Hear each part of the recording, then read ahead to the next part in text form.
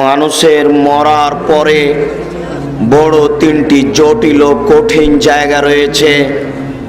তার প্রথম জটিল জায়গা হচ্ছে কবর। কবর যত জটিল, কিয়ামত তার চেয়ে অনেক বেশি বেশি জটিল। কিয়ামত যত জটিল, জাহান্নাম তার চেয়ে অনেক বেশি কঠিন। জাহান্নাম যত কঠিন, কিয়ামত তার চেয়ে কিছু কম। কিয়ামত যত কঠিন, কবর তার চেয়ে কিছু কম হতে পারে। উপস্থিত দ্বীনি বৈঠকের মুসলিম ভাই, আপনারা যে যেখানে আছেন, যদিচ খুব কষ্ট করে বসে আছেন, এরপরেও আপনাদের আমি আল্লাহর শুকরিয়া আদায় করার জন্য বলছি। আমাদের গত রাতের আগের রাতের যে অবস্থা হয়েছিল, তাতে আমরা ভেবেছিলাম হয়তোবা আমরা এই প্রোগ্রাম করতে পারবো না। আল্লাহর অশেষ দয়া, আল্লাহর অশেষ রহমত, আমরা তার দয়া ভোগ করত সুন্দরভাবে এই দ্বীনি বৈঠক করে যাচ্ছি। এর জন্য আপনাদের করণীয় কি আমি আপনাদের বলি, সবাই একটু বলুন আলহামদুলিল্লাহ। আপনাদের মুখ থেকে আল্লাহ তাআলা বেশি বেশি আলহামদুলিল্লাহ পেতে চাচ্ছেন।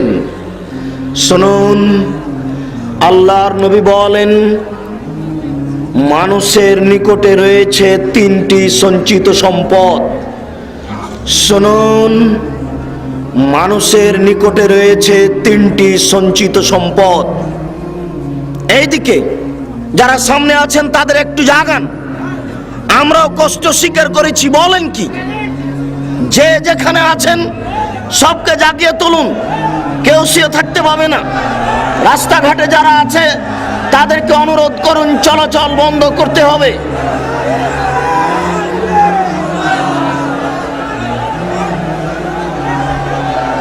শ্রমিক কিছু সংক্ষিপ্ত সময়ের জন্য এসেছি, কিছু দিনই আলোচনা শোনা ও বলা, এটাই আমাদের কাজ।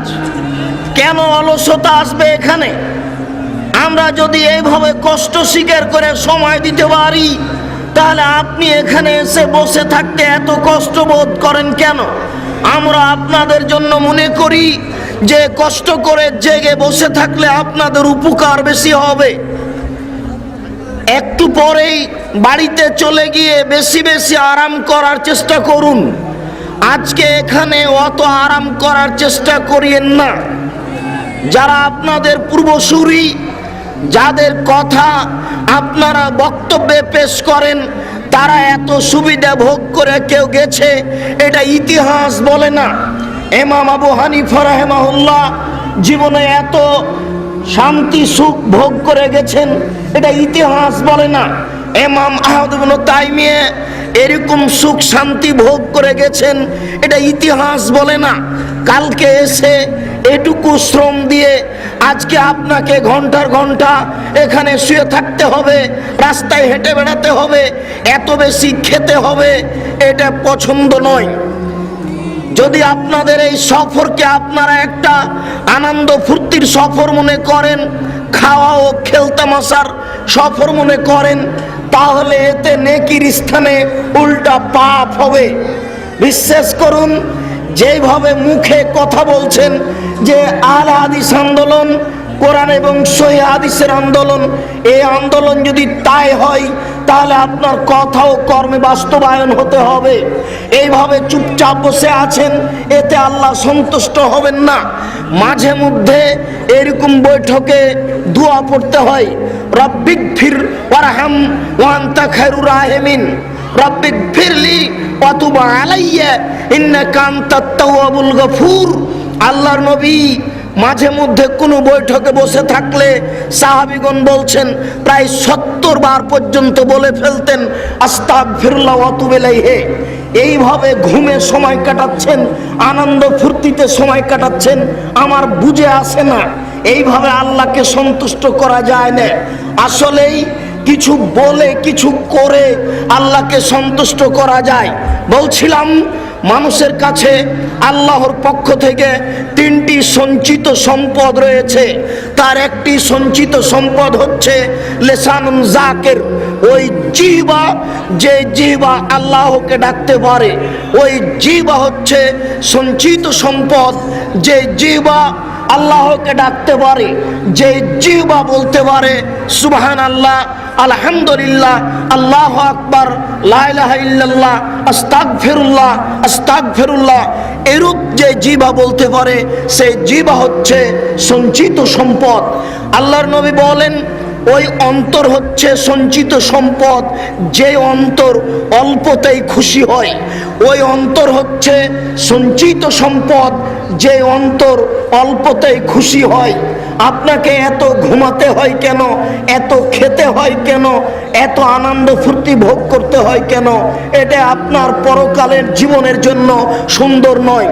আল্লাহর নবী বলেন ওই স্ত্রী সঞ্চিত সম্পদ, যে স্ত্রী মানুষকে, তার স্বামীকে দিনের ওপরে সহযোগিতা করতে পারে। ওই স্ত্রী সঞ্চিত সম্পদ, যে স্ত্রী তার স্বামীকে দিনের ওপরে সহযোগিতা করতে পারে। ওই স্ত্রী সঞ্চিত সম্পদ, যে স্ত্রী তার স্বামীকে দিনের ব্যাপারে সহযোগিতা করতে পারে। নামাজের সালাতের সময় হলে আজ নামাজ পড়ার জন্য, সালাত আদায় করার জন্য অনুরোধ করে। যে কোনো ভুল ত্রুটি দেখলে স্বামীকে ওইদিকে তাকে বিরত রাখার জন্য পরামর্শ দেয়। এই হচ্ছে সঞ্চিত সম্পদ। আমি বলছিলাম আপনার মুখখান আল্লাহর পক্ষ থেকে একটা সঞ্চিত সম্পদ, একে আপনি মূল্যায়ন করুন। এইভাবে রাস্তাঘাটে চলে গল্প করে, অত চা পান করে, ওতে দোকানপাটে বসে থেকে আড্ডা পিটে আল্লাহকে সন্তুষ্ট করা যায় না। এটা আপনাদের ভুল পরিকল্পনা। আব্দুল্লাহ ইবনে আব্বাস রাদিয়াল্লাহু তাআলা আনহু বলেন নেমাতান মাকবুনুন ফীহিমা কাসীর মিনান নাস, আল্লাহর পক্ষ থেকে মানুষের উপরে 2টি অনুগ্রহ আছে, এই অনুগ্রহকে মানুষ মূল্যায়ন করে না। আল্লাহর পক্ষ থেকে মানুষের উপরে 2টি অনুগ্রহ আছে, এই অনুগ্রহকে মানুষ মূল্যায়ন করে না। তার একটি অনুগ্রহ হচ্ছে শরীরের সুস্থতা থাকা। শরীরের সুস্থতা অর্থ কি এই যে রাস্তায় এভাবে ঘুরে বেড়াতে হবে? আমরা কোরআন হাদিসের কথা বলবো আর আপনি রাস্তা রাস্তা হেঁটে বেড়াবেন? আপনার শরীরের সুস্থতার অর্থ কি এটা? নবী করিম সাল্লাল্লাহু আলাইহি সাল্লাম বলেন অবসর। আপনি একটু অবসর পেয়েছেন, বাড়ি থেকে 2 দিনের সফরের জন্য এখানে এসেছেন, এটা আপনার জীবনে একটা অবসর। আল্লাহ তাআলা বলছেন ফাইদা ফারাগতা ফানসাব ওয়া ইলা রাব্বিকা ফারগাব। মুহাম্মদ সাল্লাল্লাহু আলাইহি সাল্লাম, যখনই আপনি অবসর পাবেন তখনই আপনি ইবাদত বান্দিকে লেগে পড়ুন। আপনি এসেছেন এখানে ইবাদতের জন্য, আর সারা দিন বাজার বাজার ঘুরে বেড়াচ্ছেন, রাস্তা রাস্তা ঘুরে বেড়াচ্ছেন। ধর্মকে পাগল পেয়েছেন নাকি? মহান আল্লাহ বলেন ফাইদা ফারাগতা ফানসাব, যখন আপনি অবসর পাবেন তখনই আপনি আল্লাহর ইবাদতে ব্যস্ত হন। সুবহানাল্লাহ বলুন, আলহামদুলিল্লাহ বলুন, আল্লাহু আকবার বলুন, লা ইলাহা ইল্লাল্লাহ বলুন। আর আপনারা এই 2 দিনের অবসর নিয়ে এসে কেউ আছেন ঘুমিয়ে, কেউ আছেন রাস্তায়, কেউ আছেন হোটেলে। এটা আমার বুঝে আসে না। এগুলো নয়, এইভাবে আল্লাহকে সন্তুষ্ট করা যাবে না, এটা ভুল পরিকল্পনা। আমি অনুরোধ করছি যেখানে মাইকের আওয়াজ যাচ্ছে, যারা আপনারা চলন্ত অবস্থায় আছেন, কোন জায়গায় গল্পের অবস্থায় আছেন, আপনারা এই চলাচল গতি, আপনাদের এই মৌখিক গল্প, এগুলো বন্ধ করুন।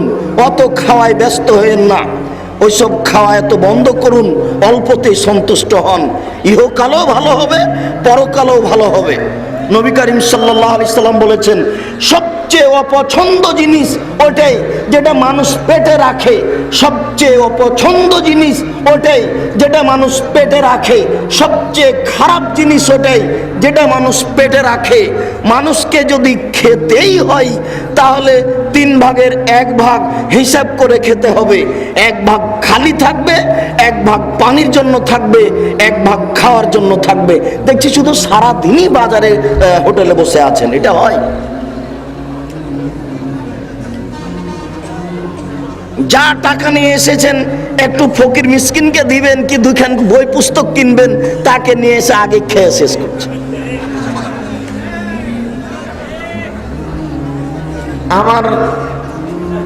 আমি এইভাবে পছন্দ করি না। আর আমার সাথে বিশেষ করে আপনাদের আগে থেকেই সম্পর্ক আছে। আমি অন্তত বক্তব্য দিতে উঠলে এইভাবে চলাচল করলে বা শুয়ে থাকলে আমি এটা পছন্দ করি না, এটা আপনাদের জানা আছে। আমি মনে করি এতে আপনাদের উপকার আছে, আপনাদের সুবিধা আছে, এটা ঠিক হবে। দেখেন, শ্বাস বন্ধ হলে পাপ ঠেকানো যাবে না। হাত থেকে ঢেল ছুটে গেলে যেমন ঢেল ধরা যায় না, শ্বাস বন্ধ হয়ে গেলে তেমন পাপকে ঠেকানো যাবে না। অতএব শ্বাস বন্ধ হওয়ার পূর্বেই পাপ ঠেকানোর চেষ্টা করুন। আদম আলাইহিস সালাম সামান্য ভুল করেছিলেন। আল্লাহ বললেন ওই যে গাছে ফল খাবে না, জান্নাতে হারাম ফল আছে এ কথা নয়, গাছের ফল হারাম এটাও নয়। আসলে আল্লাহ দেখছেন আদম আমাকে মানেন কিনা, তাই আল্লাহ বললেন গাছের ফল খেও না। চট করে ইবলিস এসে বলছে আমি খুব ভালো মানুষ, আমি আপনার সহযোগী, আপনি আমার উপদেশ শুনুন, আপনি ফল খান, আপনার জন্য ভালো হবে। ইবলিসের এই অত্যাচারে স্বামী স্ত্রী পরামর্শ করতে করতে এক পর্যায়ে ফল খেয়ে ফেলেছে। যখন ফল খেয়ে ফেলেছেন আল্লাহ বললেন এই যে ভুল হয়ে গেল।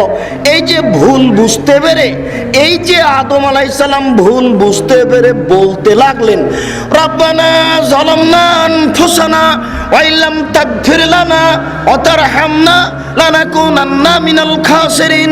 প্রতিপালক, আমরা 2 জন স্বামী স্ত্রী ভুল করেছি, অন্যায় করেছি, অপরাধ করেছি, তুমি দয়া করো, তুমি ক্ষমা করো।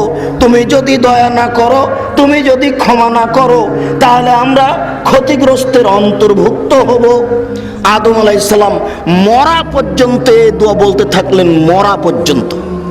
একজন নবী এইভাবে মরা পর্যন্ত এ দোয়া বলার পরেও কিয়ামতের কাঠগড়াতে নিশ্চিত নন যে আমার ক্ষমা হলো কিনা। আমি আপনাকে দেখে অবাক হয়ে যাচ্ছি যে আপনি এই দিনই বৈঠকে এসে এত আড্ডা পিটার সুযোগ হয় কি করে? আশ্চর্য, এ কি কথা? এত ভোগ বিলাসী কেন?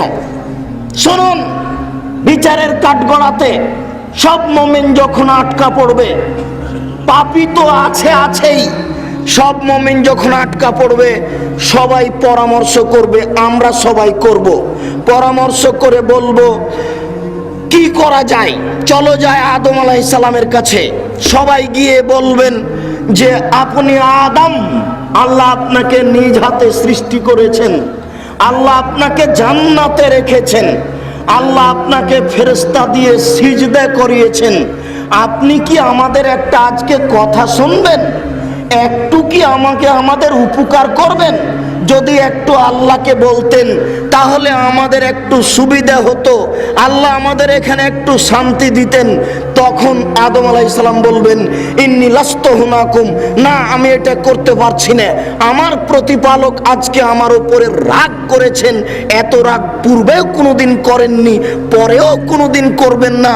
আমি বুঝতে পারছি না যে আমি ওই ফল খাওয়ার কারণে মরা পর্যন্ত ক্ষমা চেয়েছি, ক্ষমা হয়েছে কিনা। আজকে যদি ওটা ধরে বসেন, বলে বসেন, তাহলে আমার যে কি হবে তা আমি নিজেই বুঝি না। কাজে আমি তোমাদের জন্য কোনো কাজ করতে পারবো না। দেখেন, সবার পিতা কত সম্মানী মানুষ, এরপরেও নিশ্চিত নন। আমার বুঝে আসে না আপনি এত আনন্দ ফুর্তি করার সুযোগ পেলেন কি করে? আহলে হাদিস আন্দোলনের সদস্য অথবা সমর্থক অথবা ভালোবাসেন বলে এখানে এসেছেন, আপনার এটা হয় কি করে? শুনুন, মহান আল্লাহ বলেন, অনাহশুরুহুম ইয়াউমাল কিয়ামাহ আলা ওয়াজুহিহিম, বিচারের কাঠগড়াতে আমি অপরাধীদের উল্টা করে একত্রিত করব। পা থাকবে উপরের দিকে, মাথা থাকবে নিচের দিকে।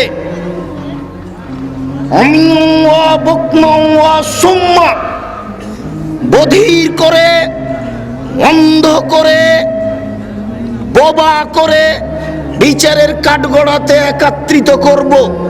বিষয়টি ভাবুন, আল্লাহ মানুষের প্রতি কিয়ামতের মাঠে কত অসন্তুষ্ট থাকবেন।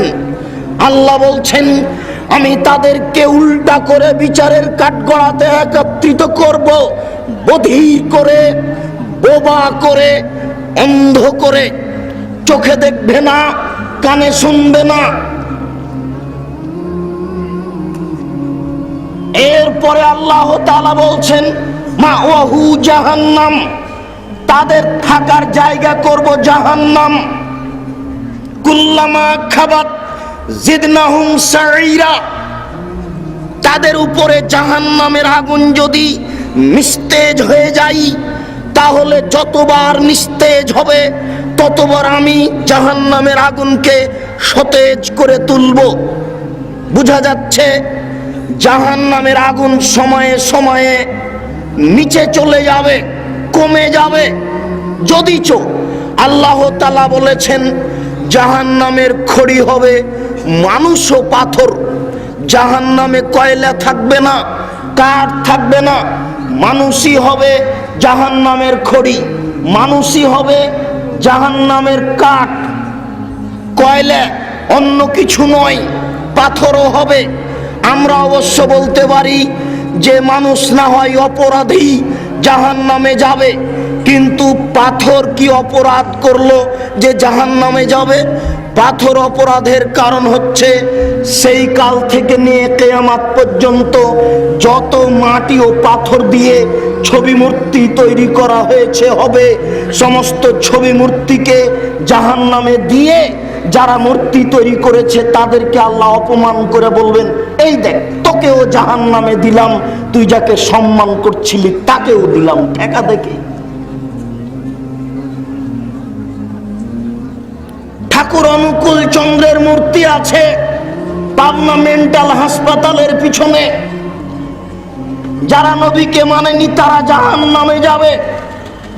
যারা ঠাকুর অনুকূল চন্দ্রের মূর্তিকে সম্মান করে তাদেরকে আল্লাহ বলবেন, এই যে সোনার রূপা দিয়ে মূর্তি তৈরি করেছিলে তাকে জাহান্নামে দিয়ে দিলাম, ঠেকাও দেখি। বিচারের কাঠগড়াতে 17টা দেশের সদস্য, 22 বছরের নেত্রী ইন্দিরা গান্ধী, পিছনে হাত বাঁধা থাকবে। পিছনে হাত বেঁধে ইন্দিরা গান্ধীকে জাহান্নামে নিয়ে যাওয়া হবে। দেখা যাবে কোন মায়ের বেটাটাকে ঠেকাতে পারে বিচারের কাঠগড়ায়। উল্টা মুখে নিয়ে যাওয়া হবে, পা থাকবে উপরের দিকে। আনাস রাদিয়াল্লাহু তাআলা আনহু বলেন, আল্লাহর নবী কাইফা ইয়ামসি আলা ওয়াজুহিহিম, মানুষ মুখের মাধ্যমে কিভাবে চলবে?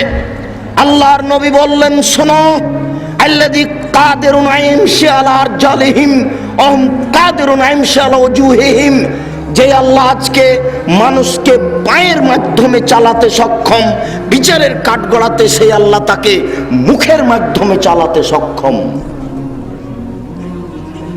যে আল্লাহ আজকে পৃথিবীতে মানুষকে পা দিয়ে চলাচল করার সুযোগ দিয়েছেন, যে আল্লাহ আজকে পা দিয়ে চলাচল করার ক্ষমতা দিয়েছেন, সে আল্লাহ বিচারের কাঠগড়াতে মানুষকে মুখের মাধ্যমে চলার ক্ষমতা দিবেন। আল্লাহর নবী একথাও বলছেন, বিচারের কাঠগড়াতে মুখের মাধ্যমে চলার সময়তে যদি কোনো জায়গা উঁচু নিচু হয়, কাঁটাখড়ি আছে, এটা যদি হয়, তাহলে মুখ দিয়ে সেখান থেকে বাঁচার চেষ্টা করে, লাফ দিয়ে পার হয়ে বা যে কোনো ভিত্তিতে বেঁচে বেঁচে চলার চেষ্টা করবে, মুখ দিয়ে চলবে।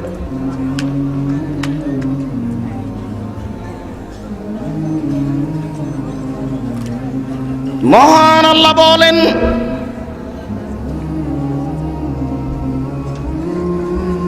আল কারিয়া মহা দুর্ঘটনা, মাল কারিয়া মহা দুর্ঘটনা কি? আমাদরা কামাল কারিয়া। হে মোহাম্মদ সাল্লাল্লাহু আলাইহি সাল্লাম, আপনি কি বলতে পারেন মহা দুর্ঘটনা কি? ইয়াউমা ইয়াকুনুন নাসু কাল ফারাশিল মাবসুস। মহা দুর্ঘটনা বলতে এমন একদিন, যেদিন মানুষ হয়ে যাবে কীট পতঙ্গের নেই। কীট পতঙ্গ যেমন আগুনের উপরে এসে লাফ দিয়ে পড়ে বিবেকহীন অবস্থায়, মানুষের অবস্থা হবে তাই। অতাকুনুল জিবালু কালেহনিল মানফুস। সেই দিন পাহাড়গুলি হবে ধ্বনিত তুলার নেই। তুলা ধোনা ব্যক্তি যখন তুলার উপরে মারে, ছিটকে তুলাগুলি দূরে চলে যায়। পৃথিবীর লক্ষ কোটি মন ওজনের পাহাড়গুলি হবে এইরূপ ধ্বনিত তুলার নেই, ছিটকে আকাশে চলে যাবে। ফাম্মা মান খাফফাত ফাম্মা মান সাকুলাত মাওয়াজিনুহু। বিচারের কাঠগড়াতে যার নেকির পাল্লা ভারী হয়ে যাবে, ফাহুয়া ফি ঈশাতির রাজিয়া। তার জীবিকা নির্বাহ হবে অতীব সুখ স্বাচ্ছন্দ্যময়। ওয়াম্মা মান খাফফাত মাওয়াজিনুহু। যার নেকির পাল্লা হালকা হয়ে যাবে, পাপের পাল্লা ভারী হয়ে যাবে, ফাউম্মুহু হাবিয়া। তার থাকার জায়গা হবে অতীব গভীর গহ্বর হাবিয়ে। ওমা আদরাকা মা হিয়া।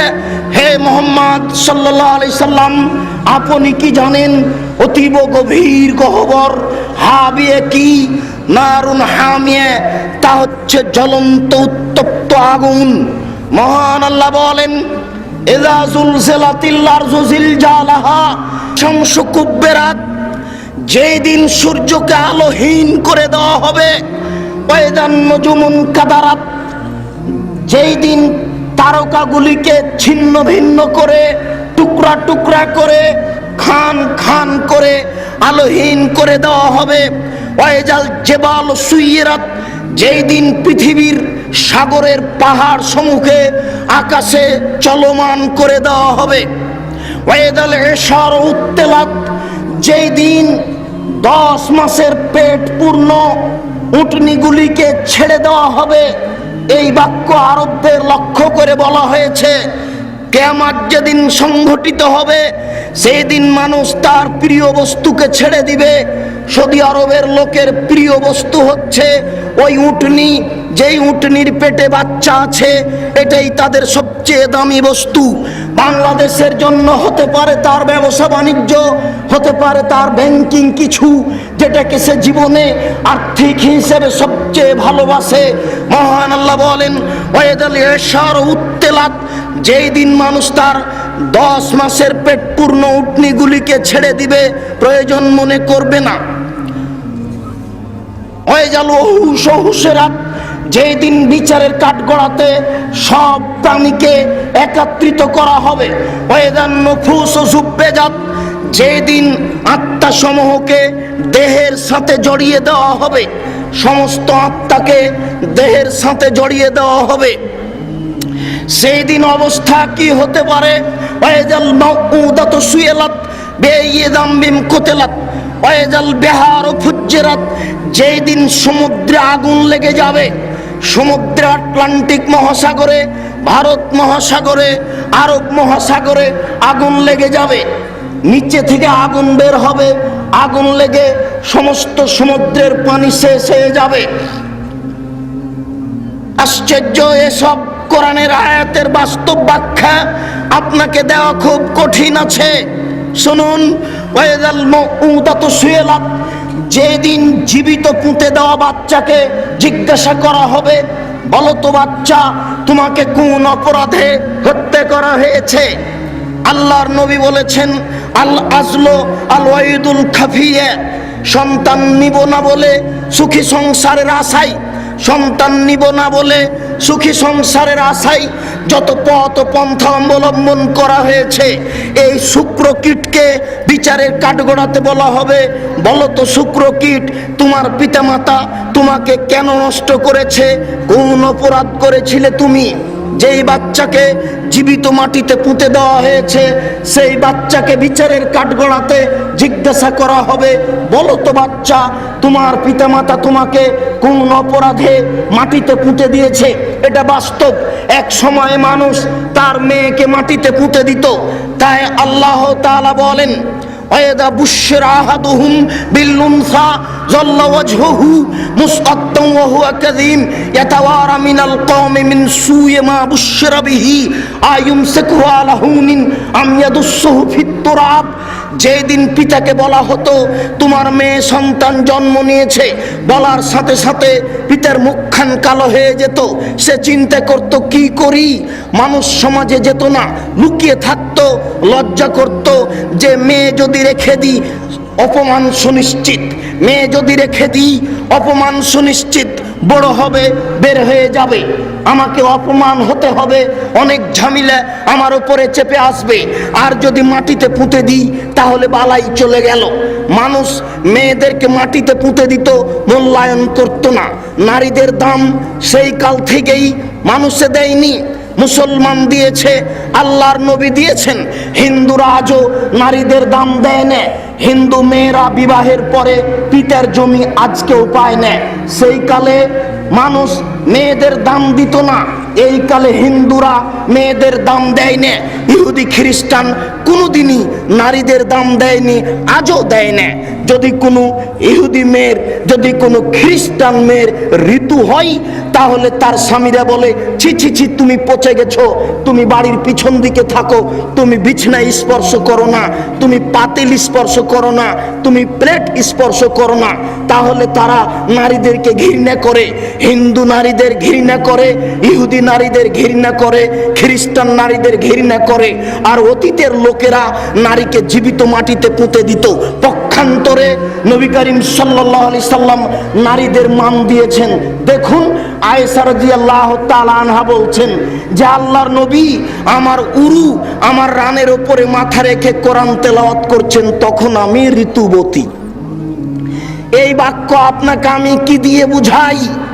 ইহুদি খ্রিস্টান বলছে ঋতু হলে ও নাপাক হয়ে গেছে, ওকে বাড়ির বাইরে রেখে আসতে হবে, ও পচে গেছে, ও নষ্ট হয়ে গেছে। আর আয়েশা রাদিয়াল্লাহু তাআলা বলছেন যে আল্লাহর নবী আমার উরু রানের উপরে মাথা রেখে কোরআন তেলাওয়াত করেন, তখন আমি ঋতুবতী। আয়েশা রাদিয়াল্লাহু তাআলা বলেন যে আমি গিলাসে পানি পান করে কিছু পানি রেখেছি, নবীর হাতে দিয়েছি, তিনি গিলাসটা নিয়ে ফাওয়াজা ফাহু ফিমোজে ফিয়ে, যেখানে আমি মুখ লাগিয়ে পানি পান করেছি সেখানে তিনি মুখ লাগিয়ে পানি পান করেন, তখন আমি ঋতুবতী। আয়েশা রাদিয়াল্লাহু তাআলা আনহা বলেন এখন গোশতের টুকরা মুখে নিয়ে ছিঁড়ে খেয়ে নবীর হাতে দিয়েছি, আল্লাহর নবী গোশতের টুকরার ওখানে মুখ লাগিয়েছেন যেখানে আমি মুখ লাগিয়ে গোশত ছিঁড়ে খেয়েছি, তখন আমি ঋতুবতী। দেখেন তো আল্লাহর নবী নারীদের কত দাম দিয়েছে। এই বোকা শ্রেণীর 3 নম্বর মহিলারা বলছে যে সম অধিকার দিতে হবে, ইসলাম আমাদের মূল্যায়ন করেন। বলছিলাম হে উপস্থিত বৈঠকের দিনী মুসলিম ভাই বোন, ওয়াইদাল মাউউদাতু সুইলাত বিআইয়ি যামবিন কুতিলাত, প্রত্যেক যেই ছেলে মেয়েকে জীবিত পুঁতে দেওয়া হয়েছে, এইভাবে সুখী সংসারের আশায় নষ্ট করে দেওয়া হয়েছে, এই বিষয়ে তাকে জিজ্ঞাসা করা হবে, বলো তো কোন অপরাধে তোমার পিতামাতা তোমাকে হত্যা করেছে? বড় বিপদ ঘনিয়ে আসছে। মহান আল্লাহ বলেন ইযাস সামাউন ফাতারাত, যেদিন আকাশ ফেটে চৌচির হয়ে যাবে, ওয়াইদাল কাওয়াকিবুন তাসারাত, যেই দিন তারকাগুলি ছিটকে বিক্ষিপ্ত হয়ে উল্টে পড়ে যাবে, ওয়াইদাল কবুর বুসিরাত, যেই দিন কবরগুলিকে খুলে দেওয়া হবে, কবর থেকে সব মানুষ বের হয়ে যাবে, সেই দিন মানুষের পরিস্থিতি কি হতে পারে? আমি আপনাকে কিয়ামতের বাস্তব রূপ দেখাতে আসলেই অক্ষম, তবু আমি যতটুকু পারি আমি কিছু সামান্য পেশ করে আপনাকে আমি কিয়ামতের বাস্তব রূপ দেখানোর চেষ্টা করছি। মহান আল্লাহ বলেন ইয়াউমা তারাউনাহা তাজহালু কুল্লু মুরজিয়াতিন আম্মা আরজাত। সেই দিন তুমি দেখবে নারীদেরকে যারা তাদের বাচ্চাকে দুধ পান করাচ্ছিল, দুধ পান করানো বাচ্চা থেকে ভুলে যাবে কখন তার দুধের বাচ্চা কোল থেকে পড়ে যাবে, সে বুঝতে পারবে না। কিয়ামতের কাঠগড়া কত কঠিন, কি দিয়ে বুঝাই? মহান আল্লাহ বলেন, যেসব মহিলার পেটে বাচ্চা আছে, তাজাউ কুল্লু জাত হামলিন হামলাহা, যেসব মহিলার পেটে বাচ্চা আছে কখন তার বাচ্চা প্রসব হয়ে যাবে সে নিজেই বুঝতে পারবে না। নারীদের জীবনে বড় জটিল কঠিন একটা কাজ হচ্ছে সন্তান প্রসব করানো। সন্তান প্রসব করা একটা কঠিন কাজ, বড় কষ্টের কাজ। এরপরেও কিয়ামতের জটিলতার কারণে সে বুঝতে পারবে না কখন তার বাচ্চা প্রসব হয়ে যাবে। সত্যিকারই কিয়ামত বড় জটিল। কিয়ামতের বাস্তবতা আপনাকে দেখানোর জন্য আমি সর্বপ্রথম দেখাই ইব্রাহিম এবং তার পিতা বাপ বেটার সামনাসামনি আলোচনা। আমার দিকে লক্ষ্য করুন, যে যেখানে আছেন চলাচল গতি বন্ধ করে খেয়াল করুন। আবু হুরায়রা রাদিয়াল্লাহু তাআলা আনহু বলেন, লাকিয়া ইব্রাহিম আবাহু আজার। বিচারের কাঠগড়াতে ইব্রাহিম আলাইহিস সালাম তার পিতার সাথে সাক্ষাৎ করবেন। বাপ বেটা মুখামুখি হয়ে যাবেন। ওয়ালা ওয়াজহি আজার কাতারাতুন গাবারাতুন। ওই সময়তে আজরের মুখখান থাকবে মলিন, দেখে মনে হবে যেন ধুলা লেগে আছে, মুখখান মলিন হয়ে আছে। বিচারের কাঠগড়াতে ইব্রাহিম আলাইহিস সালাম বলবেন, আলিয়া আলাম আকুল্লাহ আল্লাহ তাসিনি। আব্বা, আপনাকে আমি বলেছিলাম আপনি আমার নাফরমানি করিয়েন না। আব্বা, আপনাকে আমি বলেছিলাম আপনি আমার নাফরমানি করিয়েন না। আব্বা, আপনাকে বলেছিলাম আপনি আমার নাফরমানি করিয়েন না। আপনি আমাকে মানেননি। 5 বার ইব্রাহিম আলাইহিস সালাম বলেছিলেন, আব্বা আপনি আমাকে মানেন, আব্বা আপনি আমার কথা মানেন। 5 বার বলার পরে আজর বলেছিল, এই শোন, লাইল্লাম তানতাহে লানার জুমান্নাকা, তুই যদি এইভাবে আমাকে বলা থেকে বিরত না থাকিস তাহলে তোকে পাথর দিয়ে পিটাবো। যখন পিতাই এই কথা বলল তখন ইব্রাহিম আলাইহিস সালাম বললেন, ঠিক আছে আপনিও থাকেন, আপনার মূর্তি পূজাও থাকলো, আমি চললাম। তবে আমি আপনার জন্য বিচারের কাঠগড়াতে ক্ষমা চাইবো। আজ বাপ বেটা সামনাসামনি, ছেলে বলছেন, আব্বা আপনাকে বলেছিলাম আপনি আমার কথা মানুন, আমাকে উপেক্ষা করিয়েন না। বিচারের কাঠগড়াতে আজর বলবে, আলিয়াউমালা আসিকা, বেটা আজকে তোমার নাফরমানি করব না, আজকে তুমি যা বলবে তাই মেনে নিব। তখন ইব্রাহিম আলাইহিস সালাম বলবেন, আল্লাহুম্মা ইন্নাকা ওয়া'আদতানি আল্লা তুখজিনি ইয়াউমাল কিয়ামা আইয়ুখিজিনা যা মিন আবিল আবাদে। প্রতিপালক, তুমি আমার সাথে ওয়াদা করেছো ইব্রাহিম তোমাকে আমি বিচারের কাঠগড়াতে অপমান করব না। আমার পিতা জাহান্নামে যাবে, আমি জান্নাতে যাব, এর চেয়ে বড় অপমান কি হতে পারে? ইব্রাহিম আলাইহিস সালাম বিচারের কাঠগড়াতে বলবেন, আল্লাহ তুমি আমার সাথে ওয়াদা করেছো ইব্রাহিম তোমাকে আমি বিচারের কাঠগড়াতে অপমান করব না। আজকে আমার পিতা জাহান্নামে যাবে, আমি জান্নাতে যাব, এর চেয়ে বড় অপমান কি হতে পারে? ইব্রাহিম আলাইহিস সালাম বিচারের কাঠগড়াতে বলবেন, আল্লাহ তুমি আমার সাথে ওয়াদা করেছো ইব্রাহিম তোমাকে আমি বিচারের কাঠগড়াতে অপমান করব না। আজকে আমার পিতা জাহান্নামে যাবে আর আমি জান্নাতে যাব, এর চেয়ে অপমান কি হতে পারে? ওই সময়তে আল্লাহ বলবেন, ইব্রাহিম ইন্নী হারামতুল জান্নাত আলাল কাফিরিনা, যারা আমার নবীকে মানেনি আমি তাদের জান্নাত দেব না।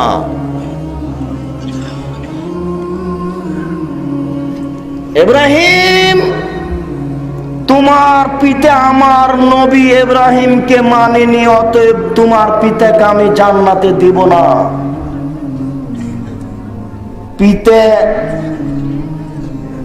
পিতা মানুষের কাছে কত সম্মানী, ইব্রাহিম আলাইহিস সালাম আল্লাহর কাছে কত সম্মানী। এরপরেও ইব্রাহিম আলাইহিস সালাম বিচারের কাঠগড়াতে টিকতে পারছেন না। আপনার পীর সাহেবের অবস্থা কি হবে আপনি ভেবে দেখুন। ইব্রাহিম আলাইহিস সালাম যদি বিচারের কাঠগড়াতে টিকতে না পারেন, কেউ টিকতে পারবে না। সুপারিশ করে বেদিন পিতামাতাকে জান্নাতে নিয়ে যাওয়া যাবে না। রাসূলের পদ্ধতি ছাড়া ইবাদত করে আল্লাহকে সন্তুষ্ট করা যাবে না। আবু হুরায়রা রাদিয়াল্লাহু তাআলা আনহু বলেন, আল্লাহর নবী বললেন, ইহশারুন নাস ইয়াউমাল কিয়ামা আলা আরজিন বাইজা। বিচারের কাঠগড়াতে সমতল সাদা জমিনের উপরে নারী পুরুষকে একত্রিত করা হবে। লাইসা লি আহাদিন আলাম, কোনো মানুষের কোনো পরিচিতি থাকবে না, হোক না কেন নবী, হোক না কেন কোনো মানুষ, পৃথিবীর কোনো মানুষের বিশেষ কোনো পরিচিতি থাকবে না। আল্লাহর নবী বলেন, ইহসারুন নাস ইয়াউমাল কিয়ামা হুফাতান ওরাতান গোরলান, বিচারের কাঠগড়াতে নারী পুরুষকে একত্রিত করা হবে উলঙ্গ করে। কারো পরনে কাপড় থাকবে না, কারো খাতনা দেওয়া থাকবে না, মুসলমানি দেওয়া থাকবে না, কারো পায়ে জুতা থাকবে না, খালি পায়ে খাতনাবিহীন নগ্ন করে বিচারের কাঠগড়াতে একত্রিত করা হবে।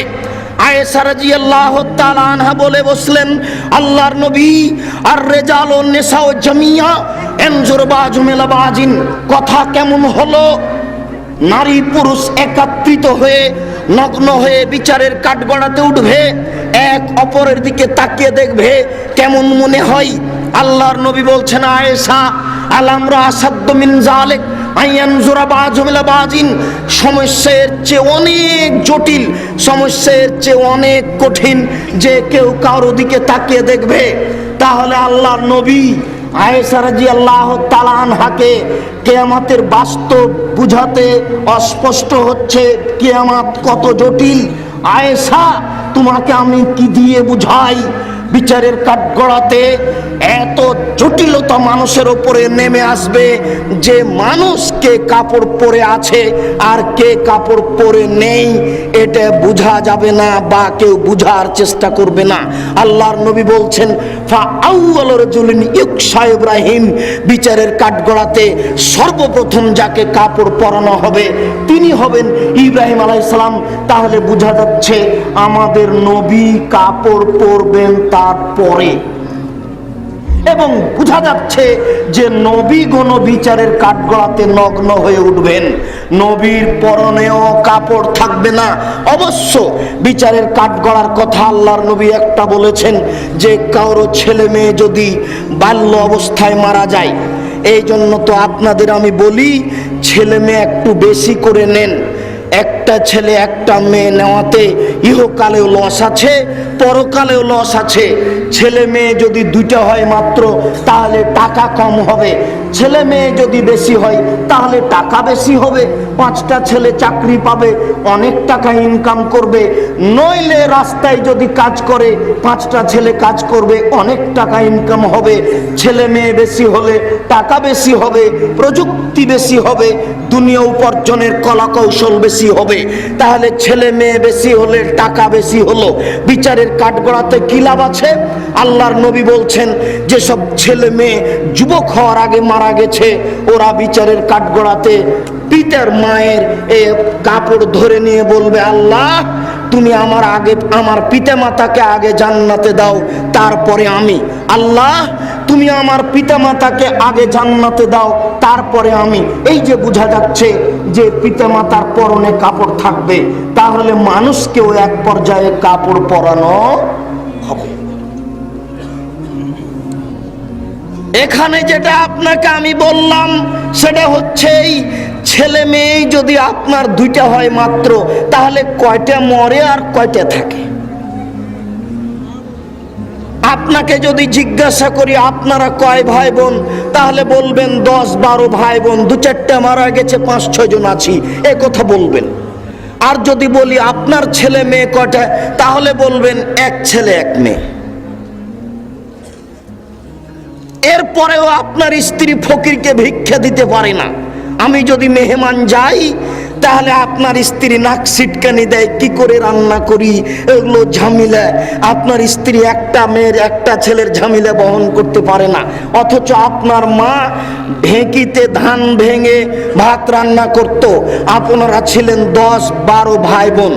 এরপরে আপনার পিতা রাস্তা থেকে 2 জন মিসকিন ফকির ধরে নিয়ে এসেছে, আর বাড়িতে আছে 7 জন কিষান কামলা। কই আপনার মায়ের কাছে এটা ভারী হয়নি তো? এরপরে আপনার মা আজও ভালোভাবে চলতে পারে, আর আপনার স্ত্রীর একটা আর একটা ছেলের একটা মেয়ে নেওয়ার পরে শুধু খালি মাজায় ব্যথা, পেটে ব্যথা, এই সেই, তার ব্যথার কোনো নাই শেষ। ভুল পদ্ধতিতে চললে যা হয়, বলছিলাম মেকদাদ ইবনে মাদি কারাব রাদিয়াল্লাহু তাআলা আনহু বলেন, তুদনা শামসু ইয়াউমাল কিয়ামা আলা কাদরে মাইলিন, বিচারের কাঠগড়াতে সূর্যকে মানুষের মাথার উপরে করা হবে। 1 মাইল উপরে সূর্য থাকবে, অর্ধ হাত উপরে সূর্য থাকবে। এ মর্মে কোনো বর্ণনা বোঝা যায় না, তবে 1 মাইল উপরে সূর্য থাকবে এ কথা বোঝা যায়। আল্লাহর নবী বলছেন, একুনুন নাস ইয়াউমাল কিয়ামা ফিল আরাকে আলা কাদরি আমালিহিম, মানুষ বিচারের কাঠগড়াতে তার ঘামের মধ্যে থাকবে পাপ অনুযায়ী। মানুষ বিচারের কাঠগড়াতে ঘামের মধ্যে থাকবে পাপ অনুযায়ী। অমিনহুম মা ইয়াকুনু ইলা কাবাইহি, কারো ঘাম হবে পায়ের টাকনু পর্যন্ত। অমিনহুম মা ইয়াকুনু ইলা রুকবাতাইহি, কারো ঘাম হবে হাঁটু পর্যন্ত। অমিনহুম মা ইয়াকুনু ইলা হাকওয়াইহি, কারো ঘাম হবে এই আপনার কোমর পর্যন্ত। অমিনহুম মা ইয়াকুনু ইলা তারকুকাতিহি, আর কারো ঘাম হবে এই কান পর্যন্ত, নাক পর্যন্ত। তাহলে মানুষের শরীর থেকে ঘাম বের হয়ে, হাদিস তো বুখারী মুসলিমের, শরীর থেকে ঘাম বের হয়ে কান পর্যন্ত ঘাম হয়ে যাবে। আপনাকে আমি কি দিয়ে বুঝাই বিচারের কাঠগড়া কত জটিল? কিভাবে বললে আপনাকে আমি বুঝাতে পারবো, কি ভাষায় বললে আপনাকে আমি আগ্রহী করতে পারবো, আমি এটা বুঝতে পারছি না। তবু আমি আপনাকে বলার চেষ্টা করছি, যদি আপনি কিছু আগে আসেন, যদি আপনার অন্তরে ভয় আসে, তাহলেই হয়তোবা আপনি কিয়ামতকে ভয় করে আল্লাহকে ডাকতে পারবেন। আবু হুরায়রা রাদিয়াল্লাহু তাআলা আনহু বলেন, আল্লাহর নবী বলেছেন, ইহশারুন নাসু ইয়াউমাল কিয়ামা আলা সালাসে তারায়েক, বিচারের কাঠগড়াতে নারী পুরুষকে 3টি পদ্ধতিতে একত্রিত করা হবে। রাগেবিনা রাহেবিনা, এক শ্রেণীর মানুষ হবে যারা জাহান্নাম থেকে ভয় করে, যারা জান্নাত পাওয়ার আশা করে। যারা জাহান্নাম থেকে ভয় করে, জান্নাত পাওয়ার আশা করে। জান্নাত বড় জিনিস, আপনাকে আমি কি দিয়ে বুঝাই? 1 মিনিট আমার দিকে লক্ষ্য করুন তো, আপনাকে আমি একটু জান্নাতের আকৃষ্ট করতে পারি কিনা, এখন থেকে আপনি জান্নাত পাওয়ার পরিকল্পনা করতে পারেন কিনা দেখুন তো আমার দিকে খেয়াল করে। আল্লাহর নবী বলছেন, আল্লাহর নবী বলছেন, জান্নাতের মেঝে হবে সোনা চাঁদি দ্বারা তৈরি, জান্নাতের দেওয়াল হবে হীরামণি মুক্তা দ্বারা তৈরি, জান্নাতের ছাদ হবে হীরামণি মুক্তা মাণিক্য দ্বারা তৈরি। ছাদেও রেশমি কাপড় দেওয়া থাকবে, দেওয়ালে রেশমি কাপড় দেওয়া থাকবে। আপনি যেখানে বসে থাকবেন এটা হবে উন্নত মানের গালিচা সোফা সেট, আপনিও সোফায় বসে থাকবেন। আপনার সামনে 72 থেকে 73 জন স্ত্রী বসে থাকবে। আল্লাহ তাআলা তাদের সুন্দরতার ব্যাপারে বলেন, তারা এত সুন্দরী, তারা এত সুন্দরী, তারা এত সুন্দরী, তাদের দেখে মনে হবে ঝিনুকের মধ্যে লুকানো মুক্তা। কি দিয়ে আপনাকে আমি বুঝাই? আল্লাহ কত সুন্দরীর কথা বললেন। আল্লাহ বলছেন তাদেরকে দেখে মনে হবে যে ঝিনুকের মধ্যে লুকানো মুক্তা। আল্লাহ তাআলা বলেন, ডিমের খোসা এবং কুসুমের মধ্যে যেই সাদা পদার্থ আছে, এই পদার্থ যেমন নরম, জান্নাতের মেয়েরা তেমন নরম। জান্নাতের মেয়েরা এত নরম, জান্নাতের মেয়েরা এত নরম, জান্নাতের মেয়েরা এত নরম যে ডিমের খোসা এবং কুসুমের মধ্যে যেই সাদা পদার্থ আছে এটা যেমন নরম। মহান আল্লাহ বলেন, ওয়াকাওয়াইবা আত্রাবা, জান্নাতের মেয়েদের বয়স মোটামুটি 16-18 বছর মেয়েদের বয়স যেমন, এদের দেখতে যেমন লাগে আমি আপনাকে কি দিয়ে বুঝাই? এদের তুলনা তাদের সাথে না তাদের তুলনা এদের সাথে, একটা আপনাকে বলার জন্য, বুঝানোর জন্য বলা হয়েছে। এই অবস্থায় আপনার এই সোফা সেটের চতুর্দিকে বালিশ সারিবদ্ধ করা থাকবে, খাদ্য পানি চতুর্দিকে সারিবদ্ধ থাকবে, খাদ্যের বাটিগুলি সারিবদ্ধ থাকবে। 72 থেকে 73 জন স্ত্রী আপনার সামনে বসে থাকবে। ইতিমধ্যে একজন স্ত্রী এসে বলবে আসসালামু আলাইকুম, আপনি বলবেন ওয়ালাইকুম আসসালাম। এরপরে আপনি বলবেন মানান্তি, তুমি কে? তখনও বলবে আনাল মাজিদা, আমি হচ্ছি বেশি অবশিষ্ট, আমি বেশি অতিরিক্ত তোমার কাছে এসেছি। আপনি তার মুখের দিকে তাকিয়ে দেখবেন, আল্লাহর নবী বলছেন তার মুখের দিকে তাকালে আপনি আপনার চেহারা মুখমণ্ডলকে তার গালে টক টক করে ঝকঝক করে দেখতে পাবেন। আপনাকে আমি কি দিয়ে বুঝাই, জান্নাতের মেয়েরা কত সুন্দরী। এইভাবে থাকতে থাকতেই এক পর্যায়ে সবাই বলে বসবে নানুল খালেদাতো ফালানা বেদো অনানু নাইমাতো ফালানা বাসো অনানুন রাজিয়াতো ফালানাস খাতো তুবালে মান কানা লানা অকুন্না লাহু। পায়ের সনসন ঘুंघरे जमजम पंचे पंचे फेंकेंगी, पहन के साड़ी लाल कुमारी उसको भेस्तों को सजावेंगी, जैसे कबूतर लोटन लोटे वैसे लोटन लोटावेंगी। पाয়ের सनसन घुंघरे जमजम पंचे पंचे फेंकेंगी, पहन के साड़ी लाल कुमारी उसको भेस्तों को सजावेंगी, जैसे কবুতর লোটান লোটে ওইসে লোটান লোটাবেঙ্গি। স্বামী গো, আমরা চিরস্থায়ী রয়েছি, কখনো আমরা ধ্বংস হব না। স্বামী গো, আমরা সর্বদা আপনাকে সন্তুষ্ট করে রাখবো, কখনো অসন্তুষ্ট করব না। আমরা হচ্ছে আপনার জন্য, আর আপনি হচ্ছেন আমাদের জন্য। কি আপনাকে আমি কি দিয়ে বুঝাই জান্নাত কত ভোগ বিলাসের জায়গা। দেখেন তো, একটু পাওয়ার ইচ্ছা হয় কিনা? মনের ইচ্ছা হয়? জান্নাত পর মনের ইচ্ছা হয়? তাহলে এই যে রাস্তাঘাটে 3 নাম্বার নগ্ন নোংরা মেয়েরা ঘুরে বেড়াচ্ছে, ওই যে টিভিতে পতিতালয়ের মেয়েদেরকে দেখা যাচ্ছে, ওদেরকে দেখে চোখ জুড়ালে এদের ভোগ করার সুযোগ হবে না।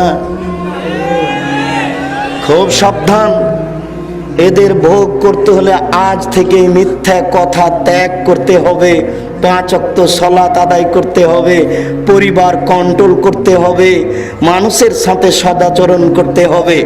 বৈঠকের 2-1 জন মহিলা হয়তো বা ভাবছে যে আব্দুর রাজাক সাহেব সব তো ভালো পুরুষদের দিলেন, আমাদের কি?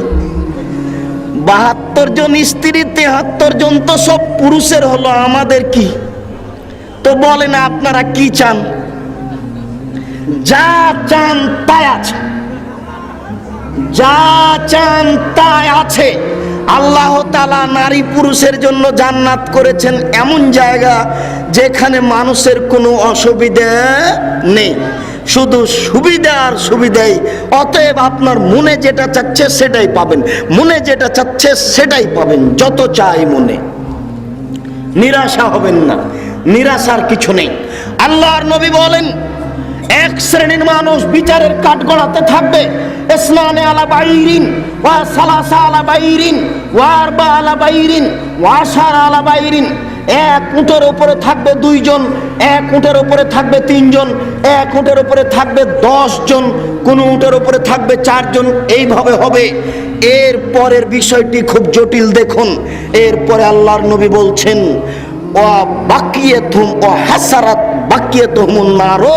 বাকিগুলিকে জাহান্নাম ঘেরে নিবে। বুঝুন তো আবারও, এক শ্রেণীর মানুষ জান্নাতের আগ্রহী আর জাহান্নামের অনাগ্রহী। এরা ভালো মানুষ, এরা গেল, এরা সবচেয়ে উত্তম।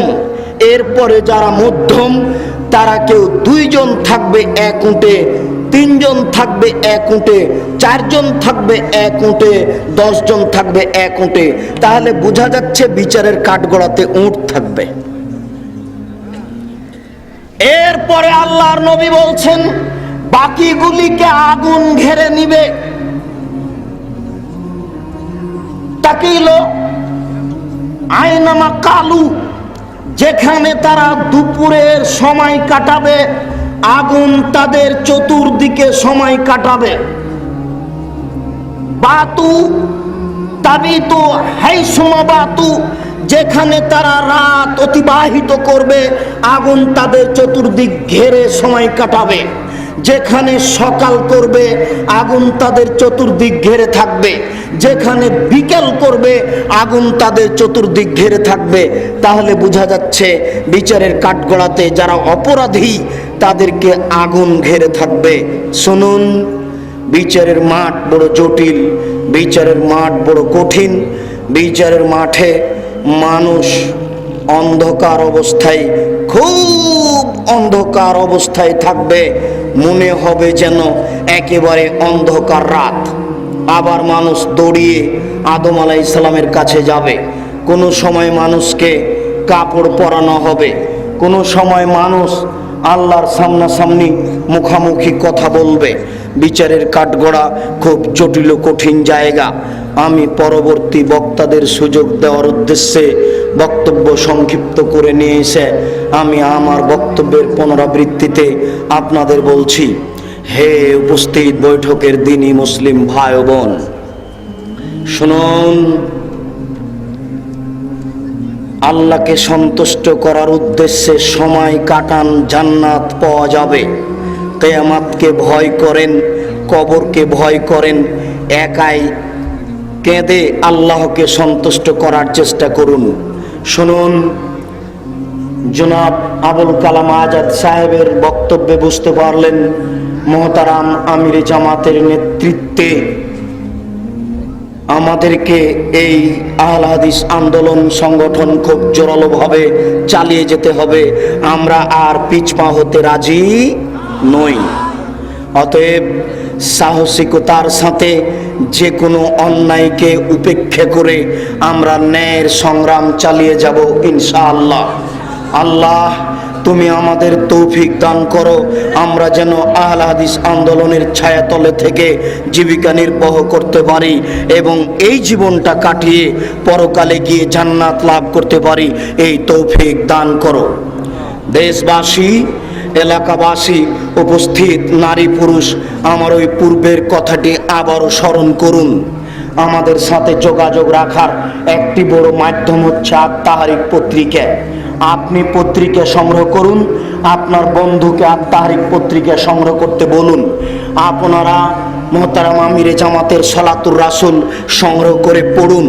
আর আমার এই খাকসারের এই সাধারণ না জানা মানুষের যে লেখা বইগুলি আছে সেইগুলি মূল্যায়ন করুন।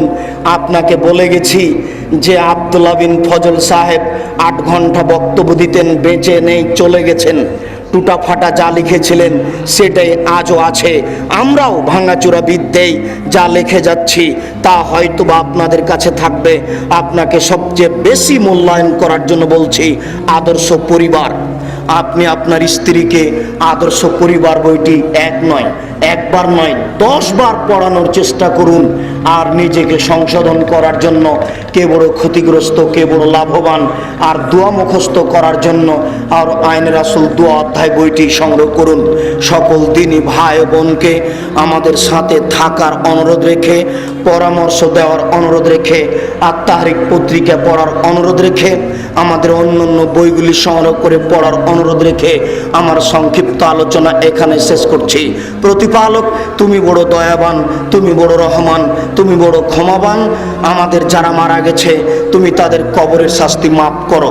আমরা যারা অসুস্থ, হাসপাতালেও বাড়িতে আছি, তুমি তাদের আরোগ্য দান করো। আমরা যারা বেঁচে আছি তুমি তাদেরকে তোমার রাসূলের পদ্ধতি অনুপাতে চলার তৌফিক দান করো। এই দাবি, এই দাওয়া, এই দোয়া তোমার দরবারে রেখে আজকের সংক্ষিপ্ত আলোচনা এখানে শেষ করলাম। সুবহানাকা আল্লাহুম্মা ওয়া বিহামদিকা আশহাদু আল্লা ইলাহা ইল্লা আনতা আস্তাগফিরুকা ওয়া আতুবু ইলাইক।